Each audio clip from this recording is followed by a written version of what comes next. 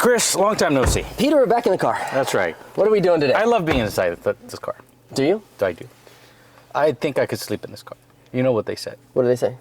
They said that you can sleep in the car, but Yeah. you can't drive your house.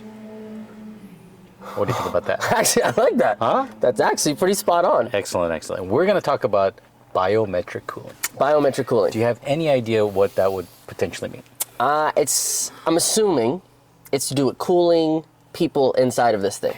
You are absolutely right. But on top of that, using an infrared scanner, which is right over here, it's going to read the surface temperature of each individual passenger, you, me, and the people in the back. Not the third row seat. Not the third row? No, not really. Oh, okay. It's just too far. Okay.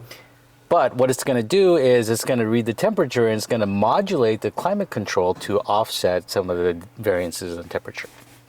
So, I'm sitting here, laid back in the captain chairs in the autograph, Right? and I'm sweating. That's right. This thing's gonna realize it, kick me more AC. Because you are naturally hot. That's right. That's right.